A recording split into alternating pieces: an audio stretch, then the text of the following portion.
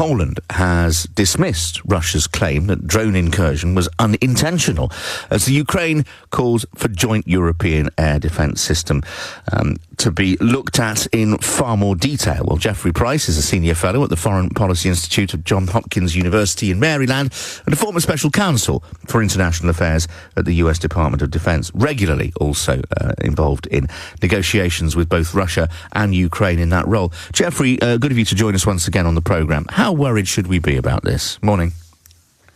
Yeah, good morning. Well, it is a serious escalation, and whether it was what the Russian intent was is not absolutely clear, but the reports are 19 missiles over a period of several hours. Either the Russians have lost effective control over a significant amount of their air capability, or this was something of a test. So it's worrying because Russia has continued to escalate its attacks on Ukraine, and they're continuing their grinding offensive on the ground. So, yeah, we should take it very seriously. And Russia has engaged with military training on the border from Belarus to NATO countries, and now this. Is President Putin playing with the West, playing with NATO, or actually getting more emboldened?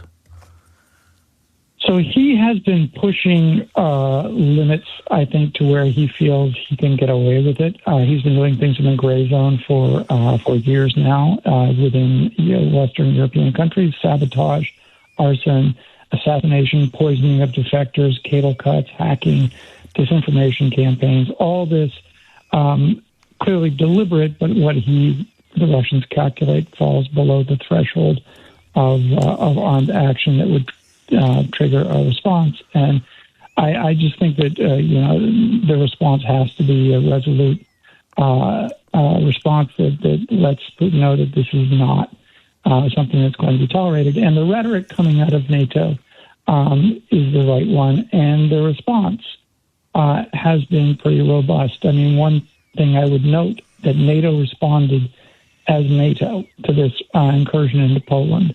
There were Polish F-16s, Dutch F-35s, Italian AWACS, German Patriots, as well as a NATO aerial tanker, all involved together in responding to this breach of Polish airspace. So that's the kind of military response that the Russians have to be prepared to expect if this kind of thing continues. They say that it was an accident, the Russians, but of course we know that they constantly lie and dissemble about the things that they do. So presumably that's just something to be taken with a pinch of Siberian salt.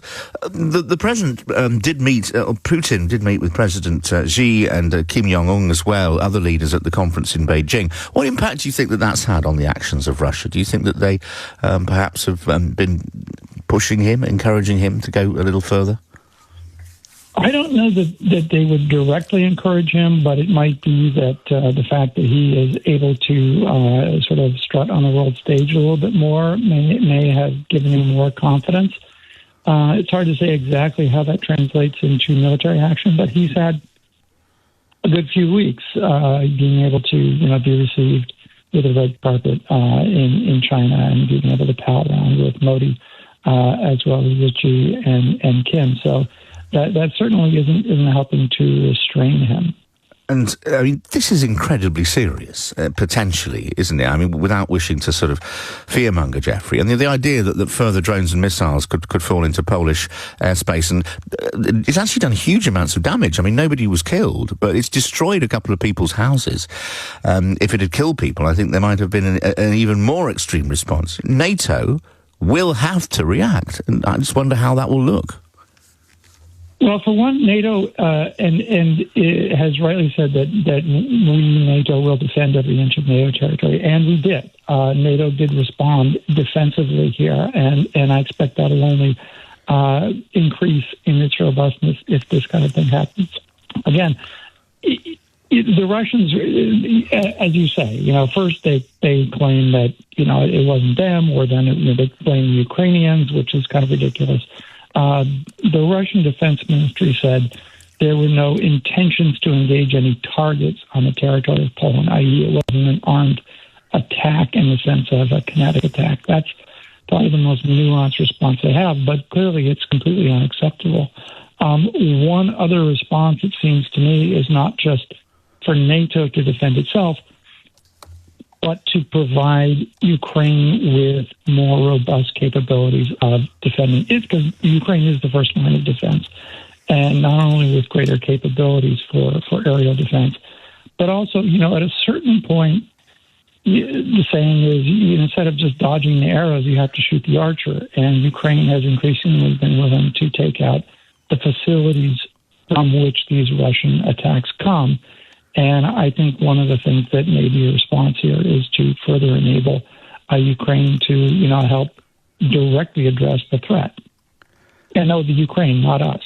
But certainly they have the right to do so. And I think that, we have an interest in helping them defend themselves and indirectly the West by doing that. Do you think that there is a chance that Article 5 might be enacted?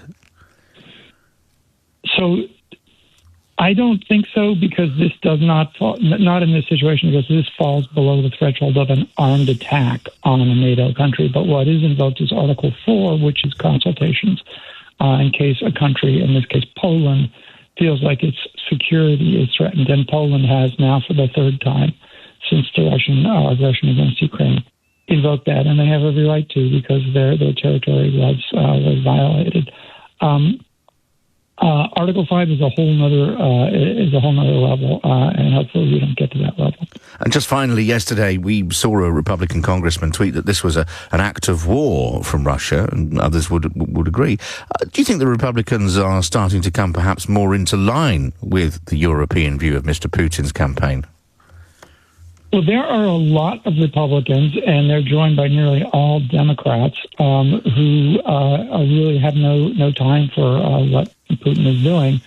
The Republican Party is, let me just say this, there's 82 out of 100 senators who signed on to Senator Graham, a Republican, bill to impose further sanctions on Russia. So there is the basic will, I would say, at least half of the Republican Party and probably all of the Democratic Party are ready to take a tougher line on Russia, and this is probably, only strengthening that. Jeffrey Pryce, many thanks for taking the time. Senior Fellow at the Foreign Policy Institute at Johns Hopkins University.